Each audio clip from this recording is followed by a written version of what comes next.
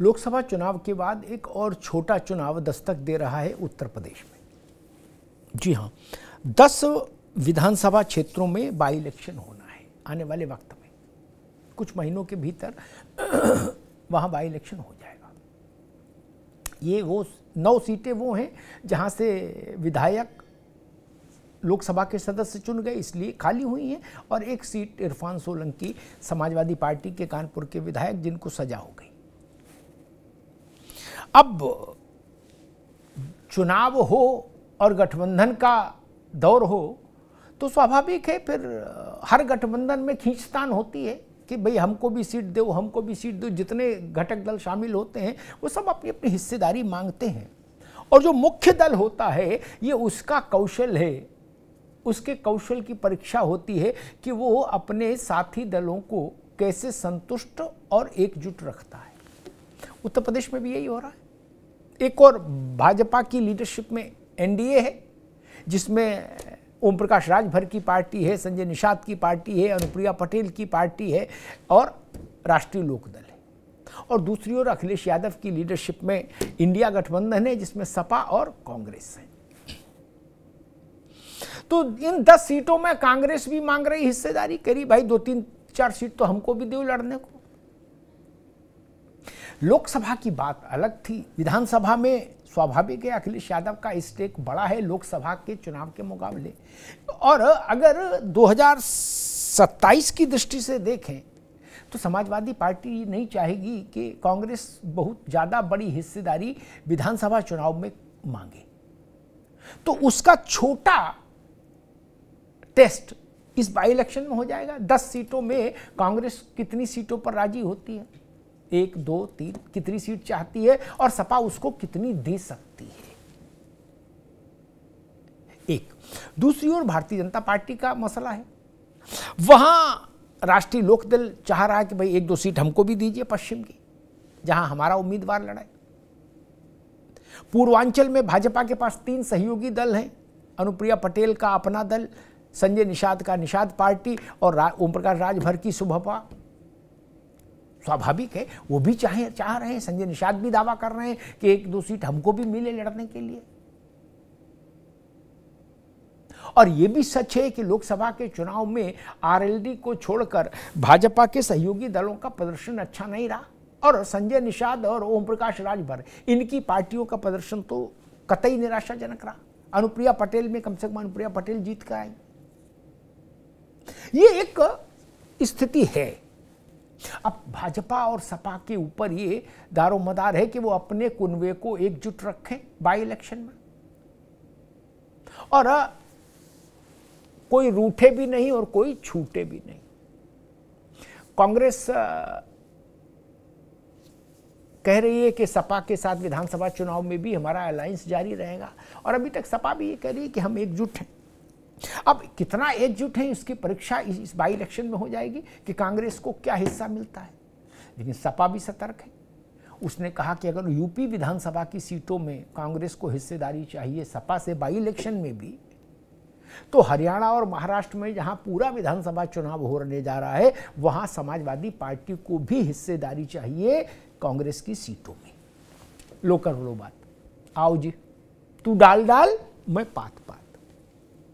और भाजपा में आज एक एनडीए गठबंधन में एक नया डेवलपमेंट आज ये हो गया कि केंद्र में मंत्री और अपना दल की अध्यक्ष अनुप्रिया पटेल ने आज एक चिट्ठी लिख दी मुख्यमंत्री योगी आदित्यनाथ को, और उस चिट्ठी में उन्होंने ये मांग कर दी कि उत्तर प्रदेश में पिछड़ों को, दलितों को, आदिवासियों को नौकरी से जानबूझ के वंचित रखा जा रहा है,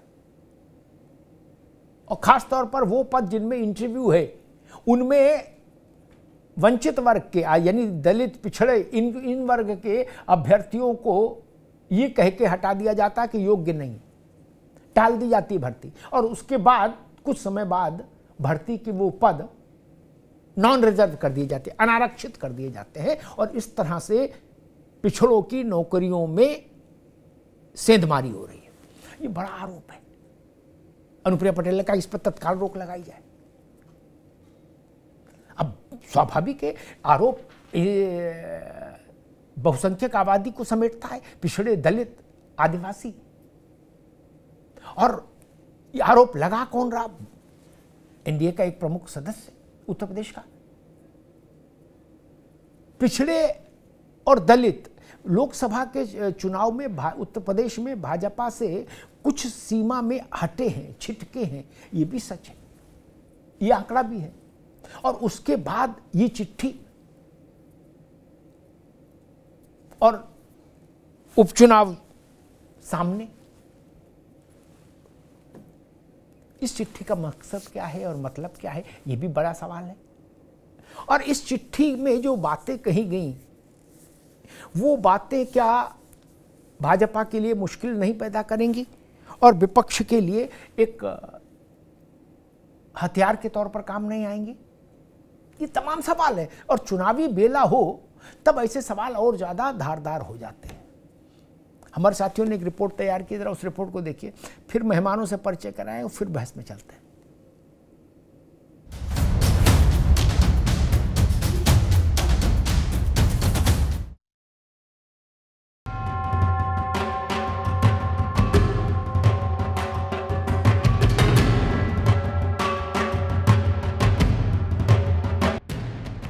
लोकसभा चुनाव के बाद उत्तर प्रदेश की परिधि में अब उपचुनाव के इम्तिहान की बिसात बिछने वाली है। 10 सीटों के इस दंगल में वैसे तो सपा बीजेपी दोनों का कड़ा घमासान होना है, लेकिन उससे पहले दोनों दलों को अपने सहयोगियों को साधना भी एक कड़ी साधना है, क्योंकि दोनों के सहयोगियों ने उपचुनाव में भी सीटों की डिमांड कर दी है। बीते चुनाव में 10 विधानसभाओं में से 5 सीटें समाजवादी पार्टी, 1 राष्ट्रीय लोकदल, बीजेपी ने 3 और 1 सीट पर बीजेपी की सहयोगी निषाद पार्टी के खाते में गई थी। इंडिया वाले खेमे की बात करें तो उपचुनाव के इस रण में कांग्रेस भी करीब 4 सीटों की डिमांड कर रही है। इनमें खैर, मझवा, मीरापुर और गाजियाबाद की सीट पर कांग्रेस अपना दावा कर रही है। वहीं सूत्र बताते हैं कि सपा खैर और गाजियाबाद पर राजी हो सकती है, यानी सीट शेयरिंग का मामला यहां भी हलचल पैदा कर सकता है। उधर एनडीए वाले खेमे में भी सीट बंटवारा चुनौती सरीखा हो चला है, क्योंकि जयंत चौधरी की पार्टी आरएलडी मीरापुर के अलावा खैर सीट की डिमांड कर रही है, तो वहीं निषाद पार्टी वाले संजय निषाद मझवा सीट के साथ साथ 1 सीट और के जतन में जी जान से जुटे हैं। बीते दिनों से सियासी गलियारों में भी यही खबर है कि संजय निषाद तो राजभर को 2-2 मंत्रालय दिए जाने के बाद से एक और मंत्रालय की मुराद लिए बैठे हैं।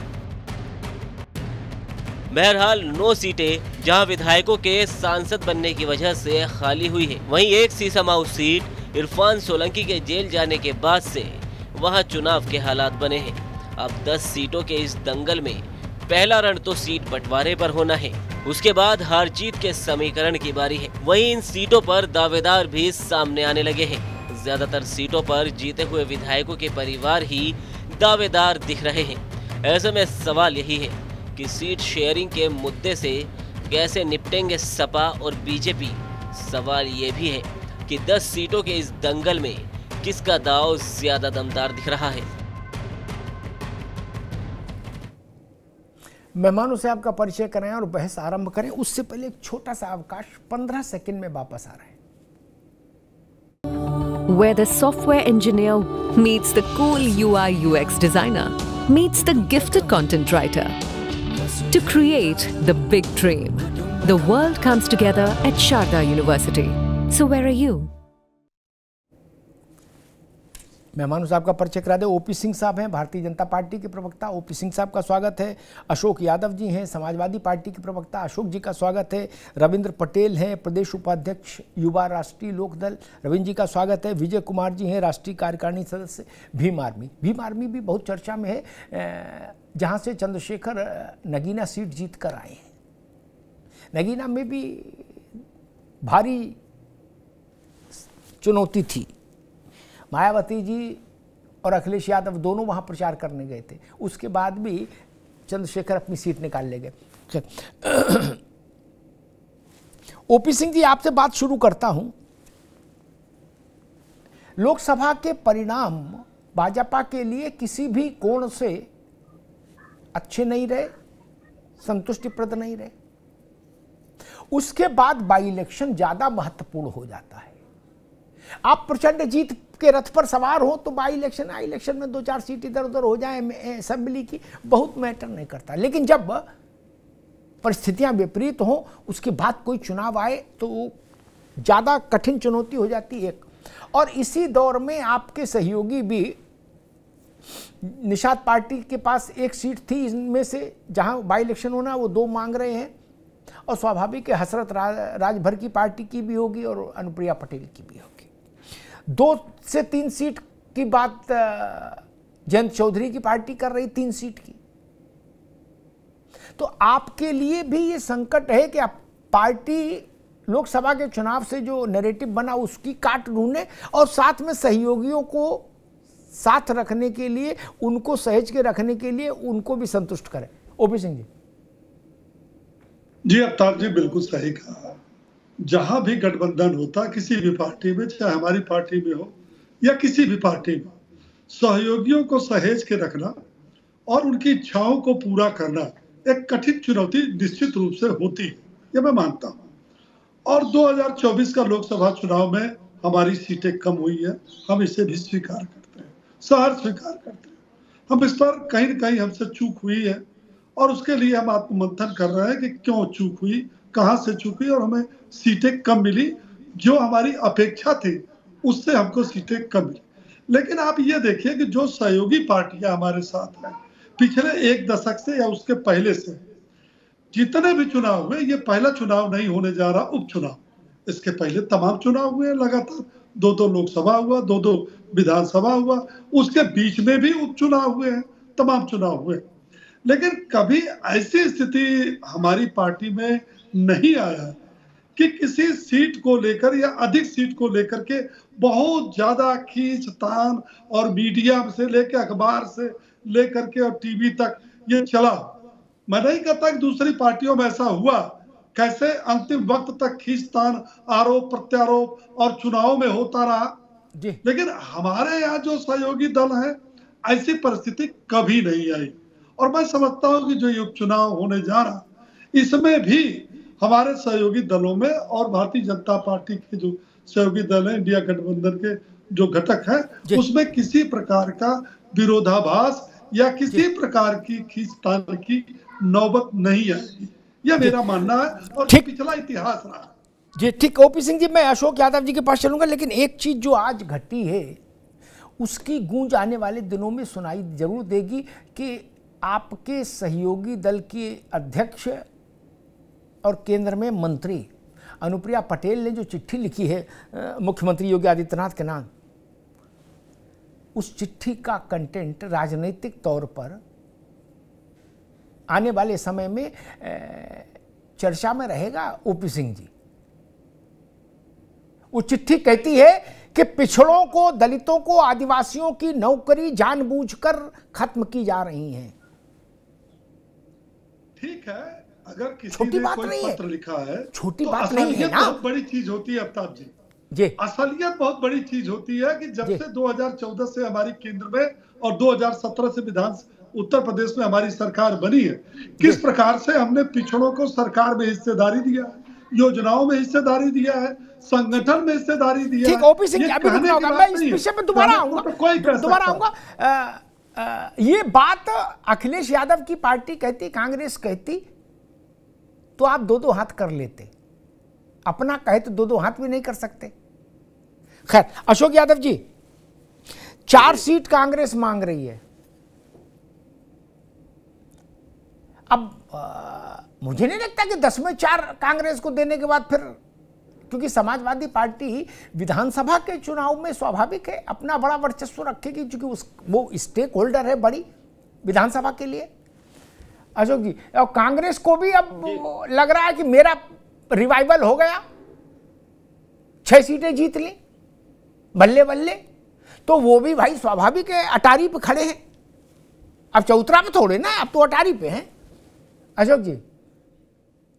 अमिताभ जी, देखिए, सीट शेयरिंग का जहां तक मामला है, ये कोई बहुत बड़ा इशू नहीं बनने जा रहा है। ये तो एक तो उपचुनाव का मामला है। दूसरी बात कि हमारी अभी भी गठबंधन ने बहुत अभूतपूर्व सफलता हासिल किया है, इसलिए बहुत छोटी चीज में बहुत ज्यादा हम लोग उसमें कोई इस तरह का झंझट नहीं होने जा रहा है। सीट शेयरिंग हो जाएगी, हमारे राष्ट्रीय अध्यक्ष जी के लेवल से बातें बहुत जल्द फाइनल हो जाएंगी। चुनाव की घोषणा होने के बाद ये सारी चीजें शॉर्ट आउट हो जाएंगी, इसमें लेश मात्र भी कोई दिक्कत नहीं है। रह गई बात कितनी सीटें दी जाएगी, कांग्रेस कितनी मांग रही है, ये भी चीजें हम लोगों के शीर्ष नेतृत्व के स्तर पर डिस्कस हो जाएगा।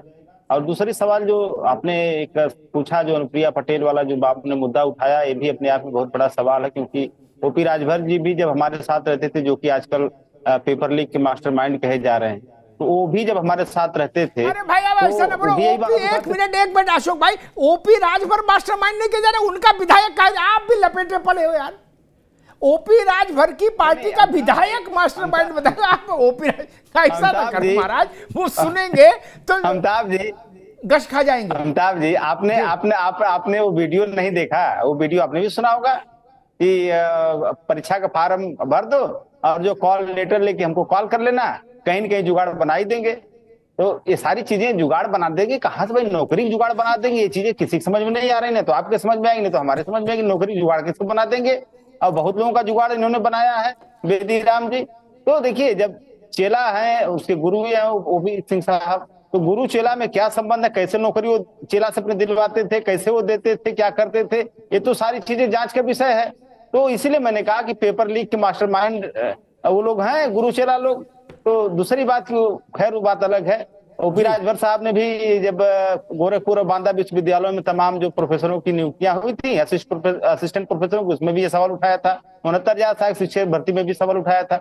लेकिन अब आज उस पाले में चले गए तो उनके मुंह पे टेप लग गया। हालांकि अनुप्रिया पटेल जी ने सवाल उठाया है, तो उनका स्वागत है कि भाई कम से कम आज मोदी सरकार जब थोड़ा कमजोर हुई है, तो एक तरफ से खिड़की खोलने का उन्होंने प्रयास किया है कि खिड़की खोल के रखा जाए, न जाने कब आप अनुप्रिया पटेल के पक्ष में खड़े हो गए ना कि अनुप्रिया जी ने ठीक बात कही, यही ना?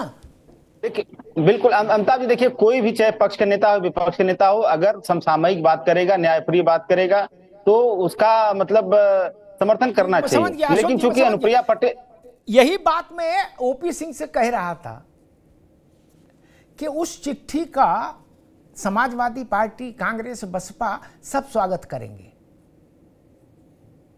यही तो राजनीति में संकट पैदा हो जाता। खैर रविंद्र पटेल जी, 3 सीट आप भी मांग रहे हैं, थी 1, लेकिन अब आप करें ना, हमारा चूंकि स्ट्राइक रेट 100% रहा, 2 लड़े दोनों जीत गए, इसलिए अब हमको भाई 1 में मामला नहीं बनेगा, 3 लाओ। नहीं सर, राष्ट्रीय लोकदल का उपचुनाव का स्ट्राइक रेट 100% हमेशा से रहा है। फिर चाहे वो मीरापुर का चुनाव पहले मिथिलेश पाल जब लड़ी थी तब का रहा हो, चाहे अमर सिंह परमार लड़े थे खैरागढ़ आगरा तब रहा हो, चाहे फिर हम खतौली का चुनाव लड़े तब रहा हो, स्ट्राइक रेट हमेशा से उपचुनाव का राष्ट्रीय लोकदल का अच्छा रहा है। और इस बार भी मैं उम्मीद करता हूं कि हमारे कार्यकर्ताओं ने मेहनत की है, एनडीए सरकार बनवाई है। हम सब लोग उम्मीद करते हैं कि एनडीए के लोग हमें अवसर प्रदान करेंगे। एक तो हमारी थी और आप भी समझते हैं कि अलीगढ़ की खैर जो है वो हमारे लिए बहुत मुफीद सीट है, उस पर हमारे कई बार विधायक रहे। हाँ, इधर पिछले 2 बार से अनूप वाल्मीकि जी वहां चुनाव जीते भारतीय जनता पार्टी के, लेकिन वो सीट हमेशा से परंपरागत रूप से राष्ट्रीय लोकदल के पास रही है और रिजर्व सीट है। रही बात गाजियाबाद की, तो उस पर मैं विशेष अभी टिप्पणी करने से बचूंगा, लेकिन ये जरूर है कि हम जरूर चाहेंगे कि पश्चिमी उत्तर प्रदेश का मामला है तो राष्ट्रीय लोकदल को पुरस्कार के रूप में सीटें मिलनी चाहिए भारतीय जनता पार्टी की तरफ से। हजारों ख्वाहिशें दिल में कि हर ख्वाहिश पे दम निकले, ये सब ठीकरा भाजपा के ऊपर फूटेगा। अब मसला ये, मैंने शुरुआत में कहा, विजय जी आ रहा हूं, कि जब आप जीत के रथ पर सवार होते हो तो लोग आपके पास याचना लेकर आते हैं, अनुरोध लेकर आते हैं, भैया देख लेना 1 आध सीट हमें मिल जाए। और जिसको आपने कहते ना नहीं अभी नहीं, तो वो कहता अच्छा ठीक है, जब हो तब कर देना, कहीं हमको भी एडजस्ट कर देना, तब भाव ये होता है। और जब आप जीत के रथ पर नहीं होते हैं तो सहयोगी आता कहता ना भैया 3 तो हमारी है ही, और 4 पे हम जीतने की पूरी संभावना है प्रबल, ये 7 का कागज है, बताओ क्या कर रहे हो। राजनीति ऐसी है। मैंने एक बार, हरीश रावत जी चीफ मिनिस्टर थे, ओपी सिंह जी उत्तराखंड के, मैं मिलने गया तो वो हिलती डुलती सरकार थी, और विधायक भी वहां बहुत चलायमान थे, वो रहते हैं उत्तराखंड में अक्सर प्राय। तो जो विधायक आ रहा था वो कागज के साथ पेन भी ला रहा था खुला हुआ, और उनके हाथ पकड़ा दे रहा था, तुरंत इस पे लिख दो। क्या मैंने देखा? तो जो उनकी स्थिति वही कई बार पार्टियों की भी हो जाती है सहयोगियों के साथ। जीत एक ऐसा कंपोनेंट है जो आपके मनोबल को ऊपर नीचे करता है। विजय जी, आपकी पार्टी भी गदगदायमान है। अब ये बाई इलेक्शन में क्या इरादा है भैया आपकी पार्टी का?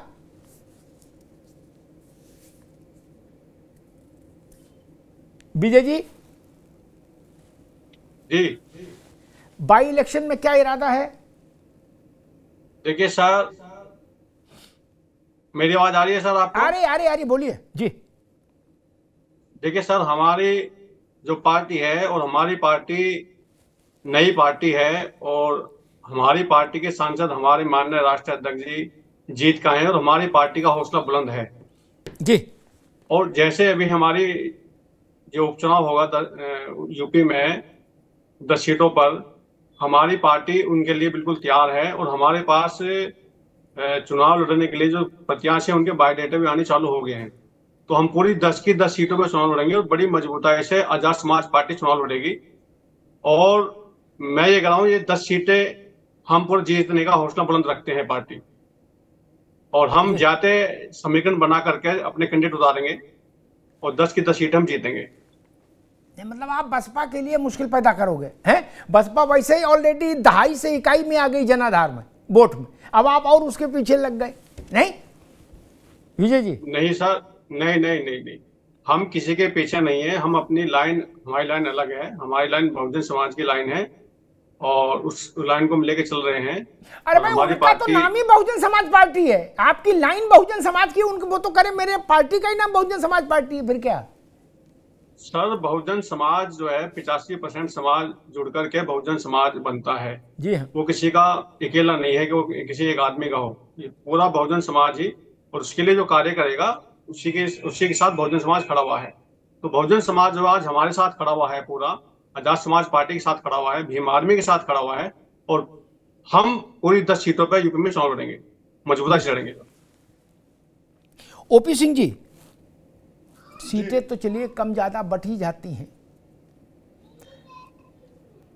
लोकसभा का चुनाव बताता है कि अगर हम 2022 के विधानसभा चुनाव को, जो सबसे लेटेस्ट चुनाव है लोकसभा के पीछे का, वो विधानसभा का है 22 का, उसके आंकड़े को देखें तो लोकसभा में भाजपा ने 22 के विधानसभा चुनाव के मुकाबले 12% दलित वोट गंवाए और 7% ओबीसी वोट गंवाए 22 के मुकाबले। अब ऐसे आंकड़े के साथ ये चिट्ठी, नहीं, मामला ज्यादा गंभीर नहीं हो जाता।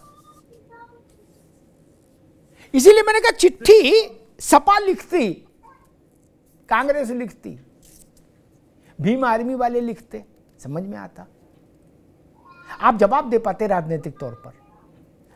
आपको नहीं लगता कि ये इशू बड़ा हो जाएगा, पिछड़े दलित और आदिवासी की नौकरी में सेंधमारी? ओपी सिंह जी, देखिए, ताजी लोकतंत्र में चिट्ठी लिखने, अपने विचार रखने का सबको अधिकार है, और अगर हमारे सहयोगी दलों को लगता है ऐसा और उन्होंने पत्र लिखा है, तो हमें इस पर नाराज होने की आवश्यकता नहीं। हमें उनकी बातों पर, अगर उनको कहीं भ्रम की स्थिति पैदा हुई है या सोच में कोई परिवर्तन हुआ है, आपने तो देखा है ना, ये लोकसभा का चुनाव शुद्ध जातिवाद के आधार पर हुआ है, न राष्ट्रवाद न विकास। सीधे सीधे उत्तर प्रदेश में तो कम से कम जातिवाद के आधार पर हुआ, और जातिवाद को हवा देने का भी काम किया गया है, और जातिवाद में भ्रम पैदा करने का भी काम किया गया। ये बात और है, इसमें किसने हवा दी? मैं इससे इनकार नहीं, असलियत से इनकार नहीं कर सकते, चाहे हम हो, चाहे अशोक यादव हो, चाहे रविंद्र जी हो। पूर्ण रूप से जातिवाद पर आधारित ये चुनाव हुआ, जिसमें कुछ लोग भ्रम पैदा करके सफल हुए। आप ये बताइए कि जो लोग ये बात कह रहे हैं, आखिर वो भी तो सरकार में रहे। कांग्रेस पार्टी जो है 58 साल सरकार में रही, 4 बार उत्तर प्रदेश में समाजवादी पार्टी की भी सरकार रही।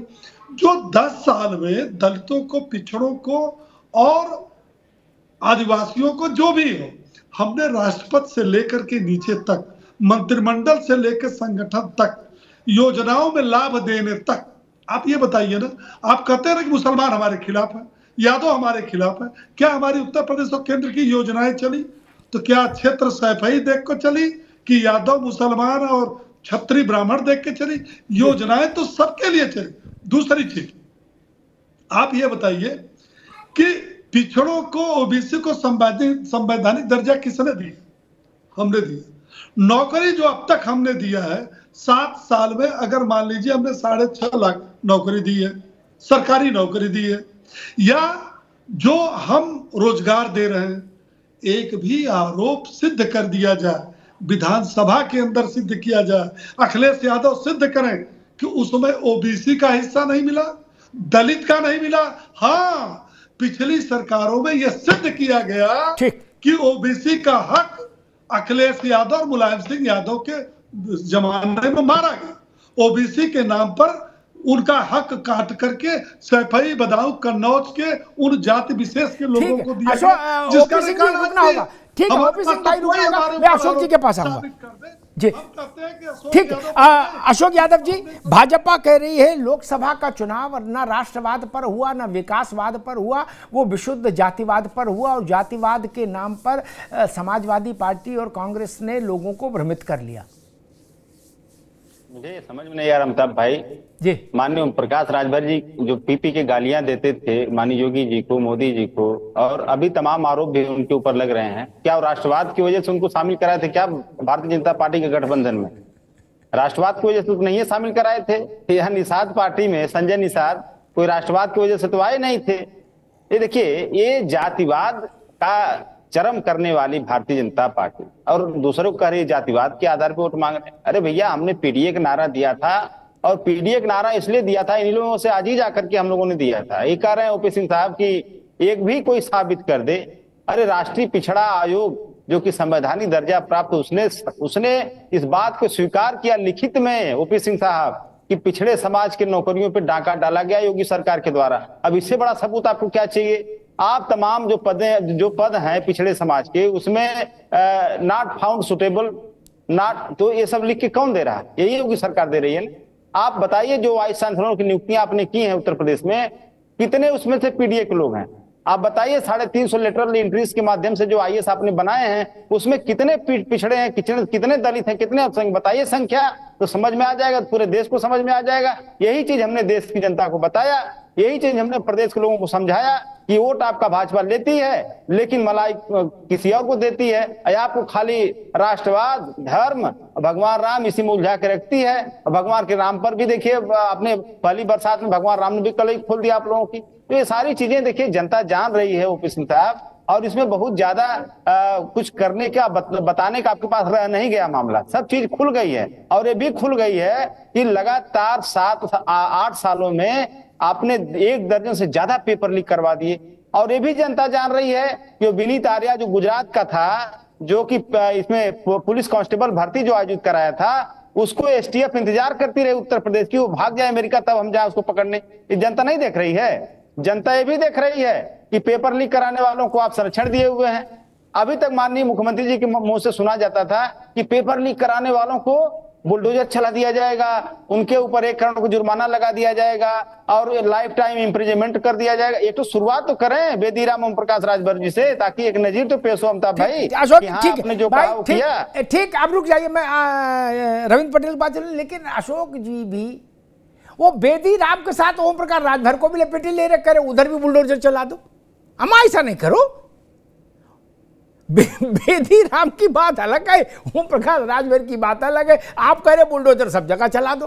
खैर, रविंद्र पटेल जी सर, ह्यूमर अलग, लेकिन राजनीतिक तौर पर मुझे लग रहा है कि उत्तर प्रदेश में पिछड़े और दलितों ने अपने वोटिंग पैटर्न को लोकसभा चुनाव में बदला है।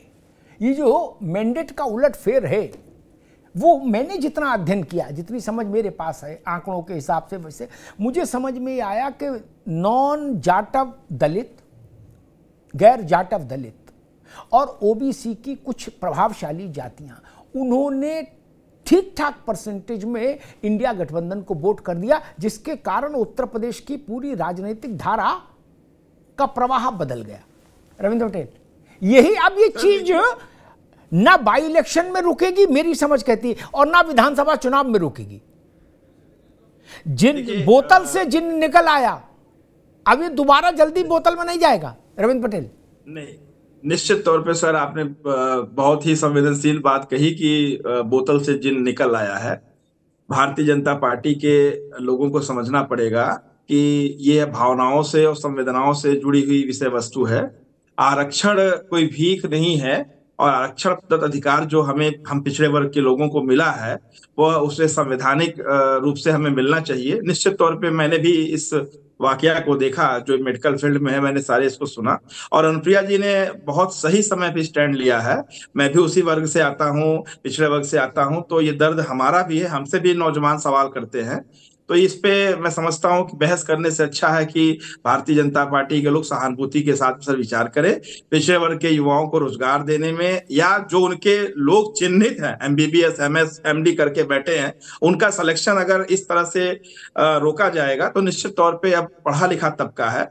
वो पहले का जमाना और हुआ करता था कि बातें छिप जाया करती थी, अब तो एक छींक आती है तो दिल्ली से लेके गांव की चौपाल तक खबर पहुंच जाती है। मैं इस पे इतना ही कहूंगा कि अगर कहीं कोई चूक हो रही है तो उस पर बहुत ही बारीक दृष्टि से इस बात को समाप्त करना चाहिए। और एक बात और कहना चाहूंगा, आपकी बात को ही मैं अपने तरीके से कह रहा हूं कि भारतीय जनता पार्टी ने कुछ चंद नेताओं को, पिछड़े वर्ग के नेताओं को अपने साथ जोड़ लिया। इससे ये नहीं फर्क पड़ता कि वो समाज को जोड़ लिया। अब समाज का बंदा चाहता है कि हमें रोजगार चाहिए। निषाद जी को जोड़ ले, अनुप्रिया जी को जोड़ ले, रविंद्र सिंह पटेल को जोड़ ले, तो पटेल समाज जुड़ जाएगा, ऐसा नहीं है। उन्हें भी दिखना चाहिए कि उनकी हिस्सेदारी कहाँ है। बाबा साहब ने कहा था, जिसकी जितनी हिस्सेदारी उसकी उतनी भागीदारी। तो उस पैटर्न पे चलना होगा कि हमारे लोगों को आगे लाने के लिए, भाई ये आरक्षण क्या है? ये आरक्षण इसलिए दिया गया था कि समाज के जो वंचित तबके के लोग, जो पिछड़े तबके के लोग, समाज की मुख्य धारा में आने से रह गए लोग थे, उन्हें विशेष अवसर दिया जाए आरक्षण के माध्यम से। और वो आरक्षण आज कहीं ना कहीं प्रभावित किया जा रहा है, इससे इनकार नहीं किया जा सकता। हम गठबंधन के लोग हैं, इसका मतलब थोड़ा ना कि जुबान बंद कर लेंगे, हम बोलेंगे। और ये बात सच है कि मैं भी अनुप्रिया पटेल के उस पत्र के से इत्तेफाक रखता हूं। मैं इसी सवाल को लेकर ओपी सिंह जी के पास बाद में जाऊंगा, पहले विजय जी के पास चलूंगा कि आरएलडी कह रही है हम गठबंधन में है, इसका मतलब ये नहीं कि मुंह बंद कर लेंगे, बात है तो बोलेंगे। विजय कुमार जी, क्या आपको भी, आपकी पार्टी को भी लगता है कि उत्तर प्रदेश की राजनीति एक लंबे दौर के बाद अब दलित और पिछड़ों के केंद्र पर आकर टिक गई, और उन, जैसा मैंने शुरुआत में कहा, उनके वोटिंग पैटर्न में जो बदलाव आया कि भाजपा के तरफ के कमरे से निकलकर कुछ वोट सपा के कमरे में चला गया, उससे पूरे उत्तर प्रदेश की राजनीतिक दिशा बदल गई। क्या आपको भी लगता है कि अब दलित और पिछड़ों का जो एक वोटिंग पैटर्न बदला है वो बाई इलेक्शन ही नहीं, विधानसभा चुनाव तक जारी रहेगा ऐसे ही? देखिए सर, मैं एक बात कहना चाहता हूँ। अभी बीजेपी के प्रवक्ता जो राष्ट्रवाद की बात कर रहे थे, मैं पहले इनको बताना चाहता हूँ कि राष्ट्रवाद क्या है। राष्ट्रवाद, अगर जो आदमी संविधान को, जो सरकार संविधान को खत्म करती हो, क्या वो राष्ट्रवादी हो सकती है? ये राष्ट्रवादी की भाषा ना सिखाएं। दूसरी बात क्या है अमिताभ जी, अभी जब से आजाद समाज पार्टी का उदय हुआ है, भारत की राजनीति में पूरे देश में समीकरण बदले राजनीति के, और ये आजाद समाज पार्टी दलित और पिछड़ा और मुस्लिम और जो भी नहीं, लेकिन देश ज्यादा हो जाएगा भैया। विजय बाबू, देश ज्यादा हो गया, यूपी तक रखो अभी जी सर। मैं देश थोड़ा ज्यादा हो जाएगा, बात तो नागालैंड मिजोरम तक आता है, यूपी चल जाएगा, ठीक है। जी जी जी जी, बिल्कुल बिल्कुल सर। हाँ। और भारत की राजनीति में, यूपी की राजनीति में बदलाव है, और जब से आजाद समाज पार्टी मेहनत कर रही है, और यूपी के समीकरण नहीं बदलेंगे पूरे देश में, और पूरे देश में बदलेंगे, यूपी में बदलेंगे, और हम हर समाज की राजनीति, स्वच्छ राजनीति करने आए हैं, और हर समाज का भला हर समाज के साथ लेके चलेंगे। तो जनता हमारे साथ है, आप देख रहे हैं लगातार, जैसे कि अभी नगीना जीते और तमाम सीटें अब हम जब लड़ेंगे, जनता ने मन बना लिया हमको सीट वोट देने का, और राजनीति की नई शुरुआत आजाद समाज पार्टी देश में कर रही है। ठीक है, ठीक है। ओपी सिंह साहब, आपने अनुप्रिया पटेल की चिट्ठी देखी, आपने आरएलडी को सुना कि हम साथ हैं, अच्छी बात है, लेकिन इसका अर्थ ये नहीं कि हम मुंह पर पट्टी बांध लें। क्या आपको नहीं लगता कि पिछड़ों का विषय, आरक्षण का विषय, दलितों का विषय, दलितों के आरक्षण का विषय, ये मंडल के दौर में जो सियासत होती थी लगभग उस तरह का हो गया, उतना ही जागृत और उतना ही ज्वलंत। अशोक ओपी सिंह जी। अमिताभ जी, मैंने पहले ही कहा कि सब स्वतंत्र है अपनी अपनी बात कहने के लिए। कोई यहाँ वो तानाशाही तो है नहीं कि नहीं आप कुछ बोल नहीं सकते, हमारे आप सहयोगी दल हो गए तो कल आप कुछ नहीं बोलेंगे। आप बोल सकते हैं, आप अपनी बात रख सकते हैं, और आपको लगता है कि नहीं कुछ चूक हो रही है या गलत हो रही है तो उस पर भी आप अपनी आवाज उठा सकते हैं। देखना यह है कि जो आवाज उठाई गई उसमें सत्यता कितनी है। या तो हम उसको अनदेखी कर रहे हैं या हम उसको कर नहीं रहे हैं। सवाल ये उठता है कि अब तक जो 10 साल केंद्र की सरकार चली, 7 साल प्रदेश की सरकार चली है, तो क्या हमने इसकी अनदेखी की है या हमने उनको जिसका जो हक है उसको पूरे का पूरा देने का प्रयास किया या दिया। हमारी जितनी योजनाएं प्रदेश देश में चल रही है या जो भी कुछ हो रहा है, क्या उसमें हम पक्षपात नहीं? ओपी सिंह जी, ये दो अलग धाराएं हैं। योजनाओं में सबकी भागीदारी ही होगी। कोई माई का लाल ऐसी योजना कोई मुख्यमंत्री, कोई प्रधानमंत्री, कोई सरकार तो नौकरी में भी एक मिनट जिसमें वो कहे इस जात को मिलेगा, इस धर्म को, वो तो सबके लिए आएंगी। ये जो बात रविंद्र कह रहे हैं, ये जो बात अनुप्रिया ने कही, वो योजनाओं की नहीं है कि कितने चापाकल कहाँ लगे, कितने सुलभ शौचालय बने, नहीं। वो कह रहे हैं कि नौकरी में जो रिजर्वेशन है उसमें लोचा है। अब अगर इस चुनाव के परिणाम के बाद भी अगर भाजपा को ये समझने में समय लगे और वो इस सवाल के उत्तर में कितनी योजनाएं कहां लागू हुई वो बताने लगे, तो मुझे लगता है फिर दिशा भटकने वाली बात है। विषय वो है ही नहीं कि किस गांव में कितने प्रधानमंत्री आवास बने। ठीक है नहीं, आपकी बात बिल्कुल सही है। जो मूल प्रश्न है उसका हमें उत्तर देना चाहिए। आपका यह कहना कि उन्होंने जो सवाल उठाया कि नौकरी में कहीं न कहीं से उनका हिस्सा मारा जा रहा है पिछड़ों और दलितों का, यही ना है जी। मैं ये कहता हूं कि मैं दावे के साथ कह सकता हूं कि हमारी प्रदेश की सरकार और केंद्र की सरकार किसी पिछड़े, किसी दलित के नौकरी में, आरक्षण में किसी प्रकार का कोई हक नहीं मारा गया है, न कहीं कोई लोचा। हाँ, उन्होंने ध्यान आकर्षित किया तो मैं इस बात से भी इनकार नहीं कर सकता। नहीं, उस पर ध्यान देंगे, हम बिल्कुल उस पर ध्यान देना भी चाहिए हमको, अगर कोई हमारा सहयोगी दल कोई उठा। लेकिन ये कह देना कि नौकरी में हमने पिछड़ों और दलित का हिस्सा मार दिया या उनको वंचित कर दिया, मैं इससे मानने को तैयार नहीं हूं, और न तो ऐसा कभी हुआ। जी अशोक जी, भाजपा कह रही है कि ऐसा कभी हुआ ही नहीं जिसको लेके आप लोग शोर मचा रहे हैं। वो कह रहे कभी ऐसा नहीं हुआ कि उत्तर प्रदेश में, केंद्र में किसी पिछड़े को, दलित को, आदिवासी के नौकरी के हक को मारा गया हो, उसमें सेंधमारी हुई हो, उसमें कटौती हुई हो। फिर हंगामा क्यों अशोक जी? एक शेर है, दोपहर तक बिक गए बाजार में एक एक झूठ, शाम तक बैठे रहे हम सच्चाई लिए। तो ये झूठा तो बिक रहा है। 10 साल से केंद्र में झूठ बिक रहा है और 8 साल से यहाँ योगी सरकार में झूठ बिक रहा है। झूठ बेच रहे हैं, बढ़िया मार्केटिंग कर रहे हैं झूठ की। आप अभी ओपी सिंह साहब से मैंने सवाल पूछा 69,000 वाला, इन्होंने नहीं बताया, खैर छोड़िए। आज आप अमिताभ जी, आप भी बहुत सीनियर जर्नलिस्ट हैं, आपको इस बात का अंदाजा होगा या भान होगा कि पूरे हिंदुस्तान में या खासतौर से अगर उत्तर प्रदेश की बात आप करिए तो ये रिजर्वेशन को खत्म नहीं कर सकता, कोई नहीं खत्म कर सकता, लेकिन उसको बाईपास किया जा सकता है। और भारतीय जनता पार्टी बाईपास उसको कर रही है। और बाईपास करने का तरीका क्या है कि आरक्षण को निष्प्रभावी बनाने का तरीका क्या है कि आप जितने भी पीएसयूज हैं जिसमें सरकारी नौकरियों का आरक्षण मिलता है, सारे पब्लिक सेक्टर यूनिट्स को इन्होंने प्राइवेट सेक्टर में दे दिया। अब उसमें वैकेंसीज कैसे फिलअप कर रहे हैं? थर्ड पार्टी, संविदा भी खत्म हो गया, वो थर्ड पार्टी रिक्रूटमेंट हो रहा है। तो आप वहां पे अगर मान लीजिए, मैंने 350 आईएएस का एग्जाम्पल आपको दिया था, अगर वहां पे जिस तरह से आरक्षण के आधार पे अगर नियुक्तियां होती अमिताभ जी, तो उसमें 27% अगर आरक्षण मिलता पिछड़ों का, तो 350 में कितने लोग होते पिछड़े के लोग? या अगर दलितों का आरक्षण मिलता तो उसमें इतने जो दलित समाज होते, लेकिन उसमें 350 लेटरल एंट्रीज के आईएएस में पिछड़ों दलितों का हक मारा गया। ये कह रहे हैं कि आरक्षण को हम लोग डिस्टर्ब नहीं कर रहे हैं, ये आरक्षण को बाईपास कर रहे हैं। ये सबसे बड़ा दुख की बात है। और इसको ये लोग कह रहे हैं कि हम दावे पे कह रहे हैं, डंके की चोट पे कह रहे हैं, हम आरक्षण पे कोई दिक्कत नहीं कर रहे हैं। लेकिन इस चीज जो अभी हमारे रविंदर भाई ने कहा वो बिल्कुल सही कह रहे हैं कि अब हर समाज जागरूक हो गया है। आप किसी भी चीज को छुपा नहीं सकते। आप एक चीज करेंगे उसका 10 गुना साउंड जो है रिजोनेंस के मात की तरह जो है अनुनाद के स्वर में हर जगह सुनाई देता है। ये चीजें जनता में जा रही हैं और उसका रिफ्लेक्शन भी अमिताभ जी मिल रहा है। चुनाव में जिस तरह से इन्होंने बातें की, माननीय मोदी जी ने कुछ छोटा थोड़ी ना, उन्होंने क्या क्या बातें कही है उसको दोहराने कोई मतलब नहीं है। उसके बाद भी जनता ने क्या उसका रिफ्लेक्शन जनता का रहा, खासतौर से उत्तर प्रदेश में, और जो चीजें काशी में भी रहा है उनका रिफ्लेक्शन जनता का रिफ्लेक्शन रहा। तो ये सारी चीजें अगर ओपी सिंह साहब नहीं समझ पा रहे हैं या उस चीज को ले नहीं रहे हैं या उस चीज पे कंसर्न नहीं करना चाहते हैं तो जनता तो कंसर्न करेगी।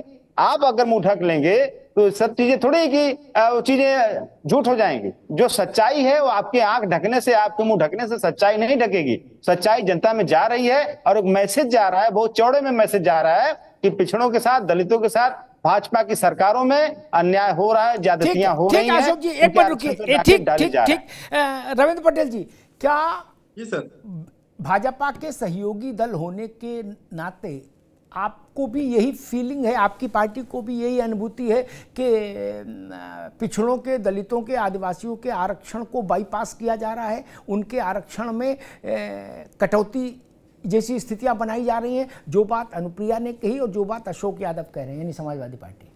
देखिए, एक चीज मैं किसी को मार करके बात नहीं कहूंगा, लेकिन इस बात को जरूर कहूंगा, अपनी पार्टी की तरफ से भी कहूंगा और अपना भी व्यक्तिगत राय भी रखूंगा। एक बात को समझना होगा कि कहीं ना कहीं जो परसेप्शन बना लोकसभा चुनाव में, जो आप जैसा आप कह रहे हैं कि भारतीय जनता पार्टी पिछड़े आदिवासी दलितों के अधिकारों का अतिक्रमण कर रही है, उस परसेप्शन को बदलने के लिए भारतीय जनता पार्टी कर क्या रही है? पिछले जो 1 महीना 1.5 महीना बीता, बहुत समय होता है चिंतन करने के लिए, 1-1.5 महीना, उपचुनाव सर पे आ गया है।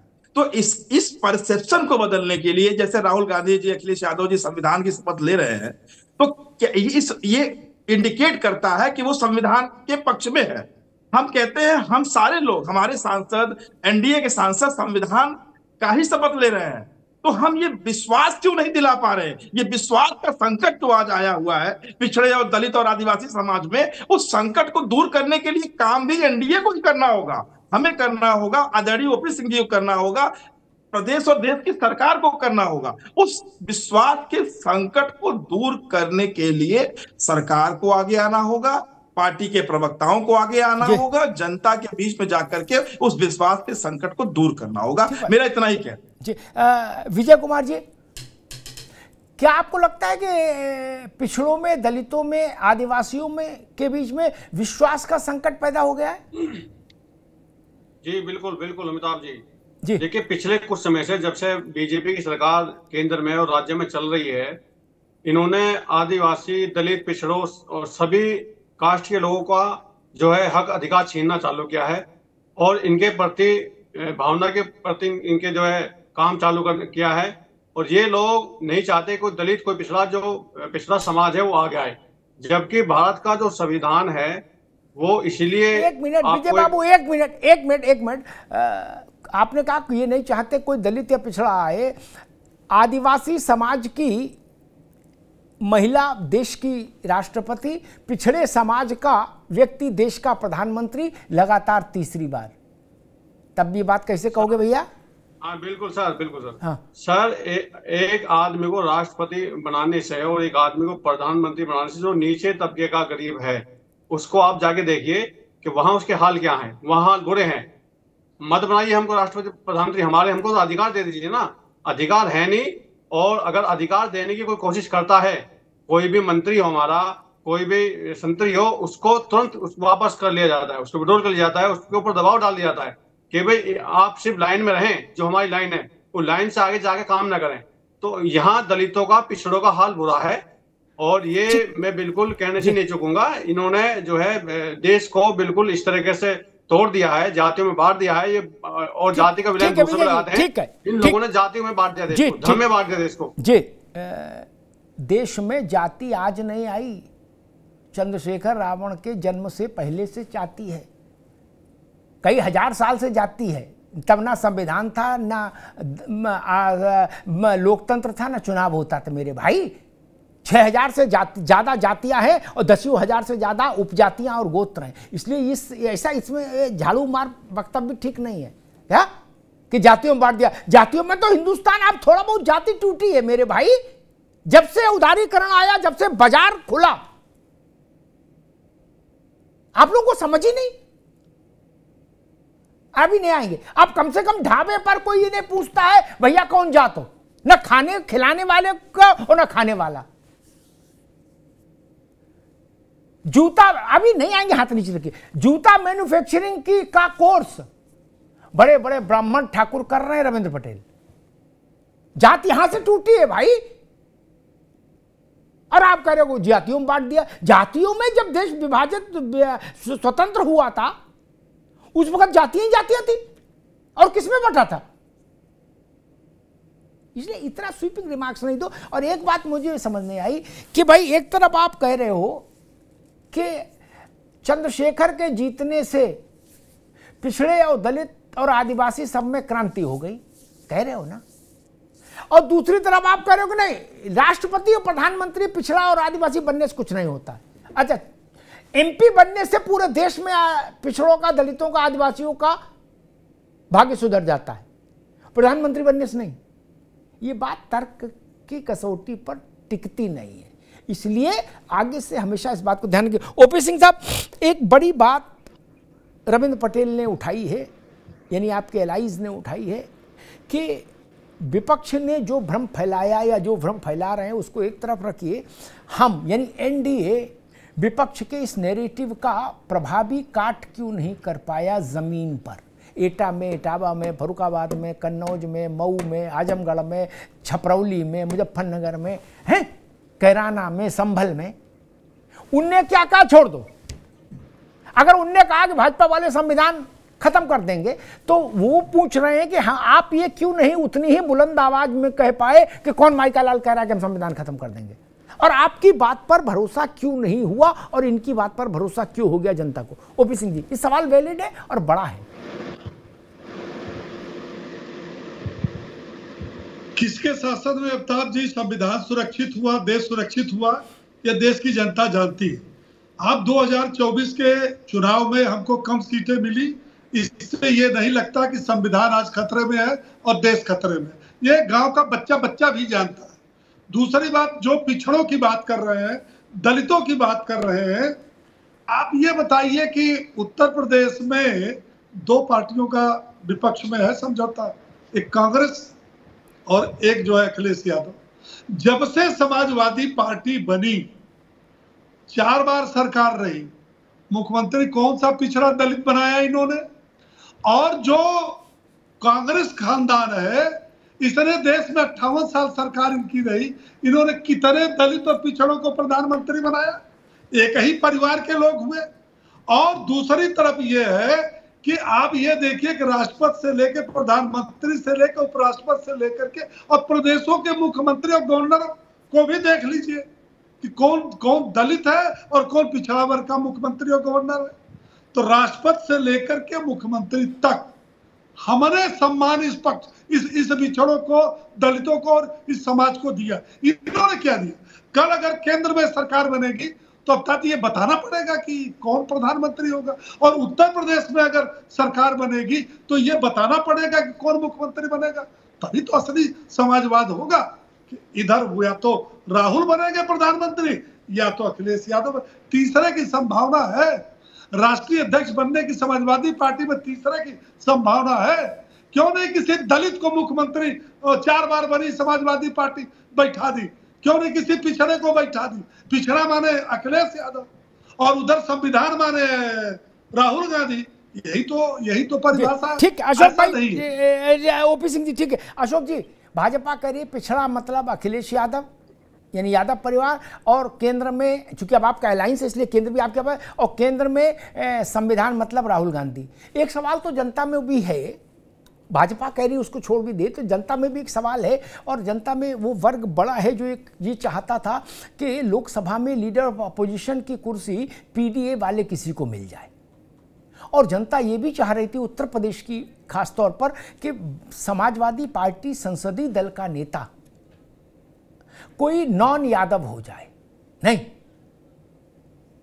तो मजा ज्यादा आता। उसी बात की ओर इशारा भारतीय जनता पार्टी करे। अशोक जी देखिए, जहां तक आपने कांग्रेस का सवाल किया है तो उसमें राज्यसभा में नेता विपक्ष खड़गे जी है, अब सभी लोग जानते हैं किस समाज से आते हैं। जहां तक बात आप समाजवादी पार्टी को लेकर के कर रहे हैं, आप ये बताइए, समाजवादी पार्टी किसी जात के नेता के एम्पावरमेंट के बजाय उस जाति उस समाज के एम्पावरमेंट में ज्यादा विश्वास करते हैं? सबसे बड़ा सवाल है। आज ओपी सिंह साहब की पार्टी अमिताभ जी एक राजभर समाज का मंत्री बना के पूरे राजभर समाज को दिखाएगी, चौराहे पे खड़ा करके देखो तुम्हारी जमात जात से हमने एक मंत्री बना दिया, हमको पूरा वोट मिल जाना चाहिए। लेकिन उस राजभर समाज के मंत्री के बनने से उसके बेटे के अलावा और उस समाज में कितने लोगों का एम्पावरमेंट हुआ, ये सवाल उठता है। आप पटेल समाज से एक मंत्री को बना के चौराहे पे दिखाओगे कि हमने पटेल समाज से मंत्री बनाया, लेकिन पटेल समाज नहीं कन्विंस हो रहा है। अभी आपने रविंदर जी ने कहा, वो कह रहा है कि हमारे कितने घरों को आपने नौकरियां दी, हमारे कितने लोगों को एम्पावरमेंट आपने किया। सवाल सबसे बड़ा ये है अमिताभ जी, और भारतीय जनता पार्टी समाजवादी पार्टी में ही जमीनी अंतर है कि हम लोग समाज को एम्पावरमेंट करते हैं, एक किसी उस समाज के व्यक्ति को एम्पावर करते हैं। अशोक बाबू एक मिनट रुक जाओ, एक मिनट रुक जाओ। एक कहावत है, नानी के आगे ननिहाल की बातें। क्या आजम खान अभी छिटके जेल वेल चले गए, उससे पहले तो वो मुलायम सिंह के बाद नंबर 2 थे, और जब उनको नंबर 2 से हिलाया तो अमर सिंह से उन्होंने कुश्ती लड़ी और पार्टी छोड़ दी। फिर मुलायम सिंह उनको लेके आए। उनका एम्पावरमेंट तो अभी 3-4-5 साल छोड़ दो, वरना जीवन भर रहा सपा में। मुलायम सिंह भी उनको आजम साहब कहते थे। उनके एम्पावरमेंट होने से उत्तर प्रदेश के करोड़ों मुसलमान सरसब्ज हो गए थे क्या? और उस आजम खान से ज्यादा एम्पावरमेंट भी कोई क्या करेगा किसी का? उनके पास तो इतना एम्पावरमेंट था कि पावर भी और मेंट भी मिला के एम्पावरमेंट हो गया था। नहीं, मुसलमान सब अमन चैन में आ गए क्या? सबके पास गाड़ी घोड़ा बिजनेस सब बढ़िया हो गया था? नहीं ना अशोक जी, ये फिर तो कसौटी आप पर भी लागू होगी ना। बिल्कुल बिल्कुल। या दुर्गा और बलराम यादव के मंत्री बनने से प्रदेश भर में सारे पिछड़े संपन्न हो गए थे? ये सवाल अगर हम भाजपा से पूछेंगे तो आपसे भी पूछेंगे ना। सैफई के सरसब्ज होने से बुंदेलखंड का कोई पिछड़ा बहुल गांव भी सरसब्ज हो गया क्या अशोक जी? तराजू तो बराबर रहेगा ना। देखिए अमिताभ भाई, आपने बहुत अच्छा सवाल किया। अगर आजम खान साहब की आपने बात किया तो वो आजीवन संघर्ष किए, वो कोई चांदी के चम्मच लेके नहीं पैदा हुए, तो संघर्ष किया उन्होंने, और संघर्ष के बल पे वो ये मुकाम हासिल किए। और दूसरी बात आपने कहा क्या सारे माइनॉरिटी का लाभ हो गया, सारे यादव का लाभ हो गया? बिल्कुल हुआ है। आप हमारे सरकार के दौरान 4 बार सरकार थी, आप बहुत सीनियर जर्नलिस्ट हैं, आप देखिए कि हमारे सरकार में पिछड़ों को, दलितों का, अल्पसंख्यकों का कितना एम्पावरमेंट हुआ है, रिप्रेजेंटेशन उनका नौकरियों में। आप देखिए हमारे नेताजी के मुख्यमंत्री बनने के पहले, मंडल कमीशन लागू होने के पहले जो स्थिति थी पिछड़े दलितों अल्पसंख्यकों की, वो स्थिति क्या 1990 के बाद सुधरी है कि नहीं सुधरी है? ये डेटा आपके पास होगा, आप डेटा उठा के देखिए। और उसके लिए संघर्ष किसने किया? यही नेताजी हमारे संघर्ष किए, लालू प्रसाद संघर्ष किए, शरद यादव संघर्ष, सारे लोगों ने संघर्ष किया। और उसकी देन है कि मंडल कमीशन लागू हुआ, पिछड़ों को, दलितों को उनका उचित स्थान, उचित रिप्रेजेंटेशन मिला। अमिताभ भाई, इस बात को आप भी डिनाई नहीं कर सकते। ठीक है अशोक जी, जो लोग राजनीति में हैं, पिछड़े और दलित और मुसलमान, मैं उनके सर्टिफिकेट को नहीं मानता रविंद्र। जो नॉन पॉलिटिकल पिछड़ा है, दलित है और मुसलमान है, जिस दिन वो आके मुझसे कहेगा कि भैया अब हम मुख्य धारा में आ गए, उस दिन मैं मानूंगा। अंधा तब पतियाए जब कौरी भर पाए। क्या जयंत के कहने से सारे जाट मस्त हो गए? मैं नहीं मान सकता। कल रविंद्र मंत्री हो जाए, ये कहें भैया सारे पटेल कुर्मी सब मस्त हो गए यूपी में, है 3 टाइम आइसक्रीम खा रहे हैं, मैं कैसे मान लूंगा? ये खा रहे हैं 3 टाइम आइसक्रीम, ये बोलो ना। मैं तो गांव में देखूंगा मैकू का क्या हाल है और ननकू का क्या हाल है। आपके केस थोड़े मान लूंगा मित्र। आजम खान के कहे से मैं कैसे मान लूं? मैंने मुसलमान नहीं देखे क्या उत्तर प्रदेश में? संघर्ष किया, सबने संघर्ष किया मित्र, लेकिन संघर्ष का परिणाम भी तो झोला भर भर के मिला नहीं। दशकों राजशाही चली, दशकों। कप्तान को खड़ा कर दिया धूप में, 2 चनकटे दिए उसके सबके सामने। नहीं, संघर्ष में ये तो लिखा नहीं था कि ये भी करेंगे। बग्घी, लंदन से बग्घी मंगाई जा रही है, उसमें जलूस निकल रहा, बैठे मुगले आजम। नहीं, संघर्ष में ये तो नहीं लिखा था ना, लोकतंत्र में इसकी जरूरत थी। इसलिए मैंने कहा संघर्ष किया, अच्छा किया। संघर्ष के बाद जो किया उसमें सब कुछ अच्छा नहीं है। रविंद्र पटेल, मसला वही कि हम नेता अपना तो मानते हैं कि हमने एक जाट मंत्री बना दिया, बोले भारत भर में जाटों का कोटा पूरा हो गया, सब जाट मस्त हो गए, लिख दो फॉर्म में, क्या ऑल जाट मस्त। क्या वही बात भाजपा कहे कि हमने पिछड़ा प्रधानमंत्री बना दिया, तो बोले नहीं, उससे क्या होता है प्रधानमंत्री बनाने से? गजब बात है। नहीं भाई, प्रधानमंत्री से बड़ी तो कोई एक कार्यकारी कुर्सी नहीं ना भारत में, और राष्ट्रपति से बड़ा कोई सेरेमोनियल पोस्ट नहीं। दोनों पर आदिवासी और पिछड़े हैं। अब एक पिछड़ा प्रधानमंत्री एक सीक्वेंस में 3 बार भारत में, छोटी बात है क्या? अगर वही पैमाना में मान लूं कि आजम खान के मंत्री रहने से, जलवा फरोश रहने से सारे मुसलमान धन्य हो गए, तो फिर तो भाजपा को भी मुझे ग्रेस देना पड़ेगा कि सारे पिछड़े मस्त हो गए। नहीं, तो देखिए एक बात समझना होगा, हमारे नेता आदरणीय जयंत चौधरी तो कहते हैं कि मैंने जाटों का ठेका नहीं ले रखा है, मैं किसान की राजनीति करता हूं, किसान वर्ग को रिप्रेजेंट करता हूं। मैं उसी बात को आगे बढ़ाता हूं कि हमारे आदर्श पुरुष, हमारी पार्टी के आदर्श पुरुष श्रद्धेय चौधरी चरण सिंह जी जीवन पर्यंत, अपने पूरे जीवन वो सवर्ण रहे। तब जाट आरक्षण नहीं लगा था, तब बैकवर्ड में नहीं आते थे, लेकिन उन्होंने जो परसेप्शन बनाया, जो उनका जीवन था, मंडल आयोग की स्थापना से लेकर के और पूरे जीवन कालखंड को देखेंगे तो जो उनका एक परसेप्शन, अवधारणा था, वो था किसान, पिछड़ा, दलित, कमेरा वर्ग का। आज जो मैंने बात कही, जिस बात को आप कोट कर रहे हैं बार बार, मैं इस बात को कहना चाहता हूं कि मैं अभी, हम लोग नए नए अलायंस पार्टनर बने हैं 4-6 महीना पहले, और अगर हम अपने बड़े भाई को अगर इस बात को कह रहे हैं कि मान्यवर आप इस बात पर ध्यान रखिए कि हम आपको क्रिटिसाइज नहीं कर रहे हैं, हम आपको ये कहने का काम कर रहे हैं कि अगर कहीं कोई त्रुटि हो रही है, कहीं कोई अगर बात प्रकाश में आई है, तो उस पर तुरंत संज्ञान ले, त्वरित कार्रवाई करे, क्योंकि अब ये आधुनिक संचार का जमाना है। यहाँ कोई घटना घटती है, तुरंत वो क्लिक करती है। अब वो घटना घटी पीजीआई में, अब वो बच्चा सवाल पूछ रहा है। मैं लखनऊ बैठा हूं, मुझसे सवाल पूछे जा रहे हैं, रविंद्र भाई आप पत्र क्यों नहीं लिख रहे हैं, आप युवाओं को रिप्रेजेंट करते हैं, आप कहिए चौधरी साहब से, शिक्षा मंत्री है, कुछ करें। अब हम सब लोग भी व्याकुल है, ये क्या हो रहा है।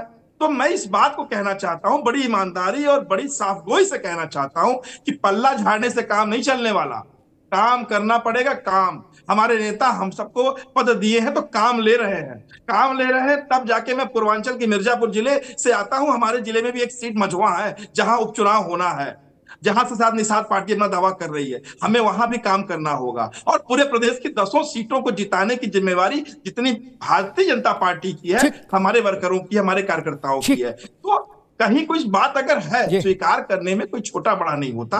अवधारणा बनाइए कि लोग कहें कि आदरणीय नरेंद्र मोदी जी पिछड़े वर्ग को रिप्रेजेंट कर रहे हैं, आदरणीय नरेंद्र मोदी जी हिंदू हृदय सम्राट बन के देश के प्रधानमंत्री 3री बार बने हैं। अगर पिछड़े वर्ग के परसेप्शन बना के चलते तो शायद कुछ बात और होती, और प्रसन्नता होती।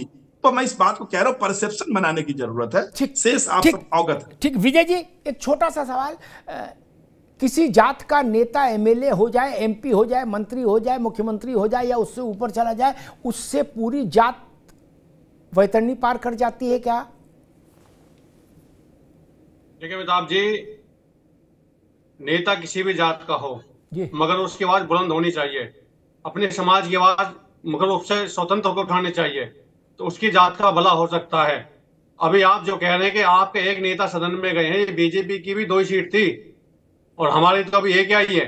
आने वाला समय देखे, सदन में हमारे लोग होंगे, दलित होंगे, पिछड़े होंगे, क्योंकि हमारी वोटों पे ये राज कर रहे हैं। वोट सारा दलितों का है, पिछड़ों का है, मुसलमानों का है, और हमारे पर राज कर रहे हैं। ठीक, वही बात यानी दोहराव है। ठीक है, आगे बात आगे, अब समय कम है। मेरी थोड़ी सी धारणा अलग है। ठीक है रविंद्र बाबू,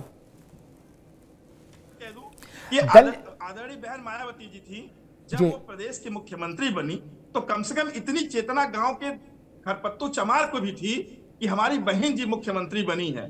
उस तरह का इकबाल आने वाली सरकारों में अभी तक नहीं बन पाया। ये मैं ईमानदारी से कह रहा हूं जी। ठीक है रविंद्र भाई, ठीक है, आगे बात। दो तरह की धारणाएं हैं। एक धारणा ये कि दलित, पिछड़ा, आदिवासी वर्ग से कोई नेता बड़ा हुआ, बड़ा तो तभी हुआ जब उसको लोगों ने कंधे पे बैठाला, या मुस्लिम, लेकिन जब वो बड़ा हो गया तो वो दूसरे लोग का प्राणी हो गया। क्या उसके गाड़ियों के काफिले में गाड़ियां अपग्रेड होती गई। पहले 50 लाख वाली गाड़ियों का काफिला था, फिर 1 करोड़ वाली का, फिर 2 करोड़, फिर 3 करोड़, फिर 4 करोड़, 5 करोड़ वाली कीमत की गाड़ियों का काफिला हो गया, और मैकू और ननकू किनारे हो गए, रज्जाक और शफीक किनारे हो गए। गलत बोल रहा हूं क्या? शफीक दूर खड़ा देख रहा है महल को, कह रहा भैया हम नहीं घुस सकते यहां।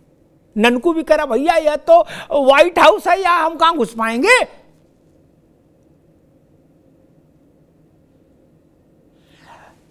एक बुनियादी सवाल मेरे जहन में आ गया, इसका विषय आज से नहीं, लेकिन अब बात आई है तो अशोक यादव जी भी इस बात से मन से सहमत होंगे। मैंने किसी बड़े नेता के यहां, मतलब जो राज्य और राष्ट्र के स्तर पर बड़े नेता होते हैं, उनके यहां वो जिस वर्ग को रिप्रेजेंट करते हैं उसका फटे विवाही, जिसकी एड़ी फटी हो, चप्पल टूटी हो, है गंदी धोती कुर्ता पहने कोई व्यक्ति अंदर ड्राइंग रूम में बैठे नहीं मिलते देखा, और खाने वाले कक्ष में तो कभी कोई नहीं देखा। क्या वहां जो मिले वो अप टू डेट मिले, बड़े रौनक चौनक वाले, खुशबू लगाए जो लोग होते हैं। क्या ये सच्चाई नहीं है क्या? है ना? वो जनता दर्शन तक ही रह जाते हैं। फिर बोल तुम सब लोग जनता दर्शन में लो।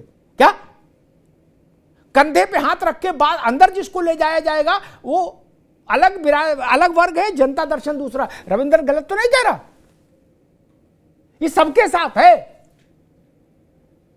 मैंने तो अशोक यादव ऐसे नेता देखे, बड़े नेताओं की बात कर रहा हूं मैं, जिला और मंडल स्तर के नेताओं की बात ही नहीं कर रहा हूं। ऐसे नेता देखे जो घर से अंतर्राष्ट्रीय स्तर का, गुणवत्ता का विशिष्ट नाश्ता करके चले, पार्टी ऑफिस आए तो वहां वो रोटी और गुड़ है और मक्खन एक खा लिया। बोले यार ये सब खाना पड़ता, समझा करो। क्या इसका मैसेज होता है? क्या हमने देखा है। इसलिए नहीं।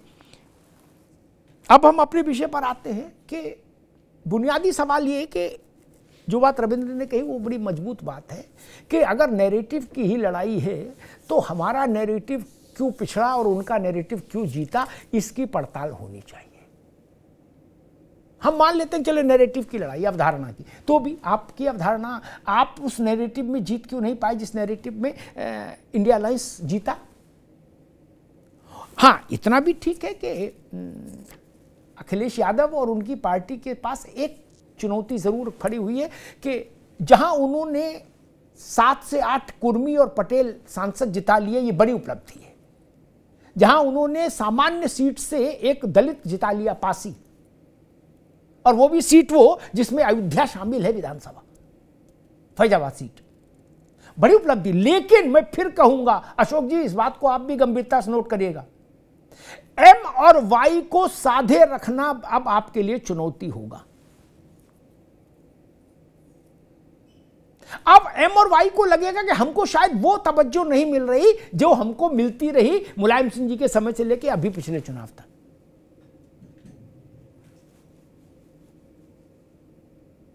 ये विषय होगा।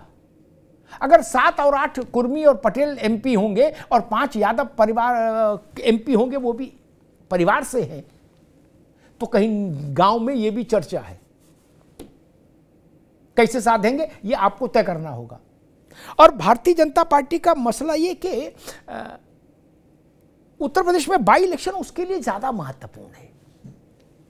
उसको ये सिद्ध करना है कि समाजवादी पार्टी और कांग्रेस को जो जीत मिली वो बाय डिफॉल्ट है। ये तो आप सिद्ध करेंगे तभी ना आप आगे रहेंगे। तो उसके लिए आपको बाई इलेक्शन में झंडा गाड़ना होगा, और वो झंडा मेरी छोटी समझ ये कहती है तब तक नहीं मजबूती से गड़ सकता जब तक पिछड़े और दलितों के बीच में नैरेटिव ठीक नहीं होता। मैं उस बहस में नहीं पड़ रहा कि क्या हो रहा है क्या नहीं हो रहा है, वो भाजपा जाने और सपा जाने जिनको लड़ना है। लेकिन अगर कानों कान कोई बात फैल जाती है ना, तो लोग सच्चाई परखने नहीं जाते, वो बात पर भरोसा कर लेते हैं। ये आरक्षण खत्म हो जाएगा, संविधान खत्म हो जाएगा, दलितों को पिछड़ों को आरक्षण का मसला संविधान से किताब से नहीं था। उनका संविधान में हजारों चीजें लिखी, उनका कंसर्न था रिजर्वेशन तक से, बस। रिजर्वेशन खत्म हो जाएगा अगर ये धारणा उत्तर प्रदेश में गई, और जिसके चलते 12% दलित और 7% ओबीसी भाजपा से जो विधानसभा में उनके पास था वो चला गया बाप छिटक के। तो एक अलार्मिंग सिचुएशन तो है। मसला ही नहीं कि रविंद्र के जयंत की पार्टी क्या कर रही है, निषाद पार्टी क्या कह रही है, राजभर क्या कह रहे हैं, अपना ये मसला नहीं। लेकिन अंक गणित तो मसला है ना। और एक आखिरी बात ये कि समाजवादी पार्टी को 54% गैर जाटव दलितों ने वोट किया। ओपी सिंह जी, जब से सपा पैदा हुई है तब से आज तक इतना वोट कभी नहीं मिला सपा को गैर जाटव दलितों का। 54%, छोटी बात नहीं है। पूरा खेल पलटने के लिए इतना ही आंकड़ा पर्याप्त था। नहीं, ऐसा क्यों हुआ, कैसे हुआ? 25 जून तक समीक्षा की रिपोर्ट आपके पास आनी थी सारी, OP Singh ji.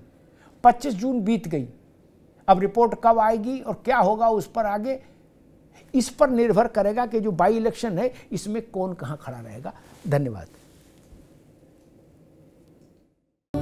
Where the software engineer meets the cool UI UX designer, meets the gifted content writer. To create the big dream, the world comes together at Sharda University. So where are you? NDA में भाजपा के सहयोगी दल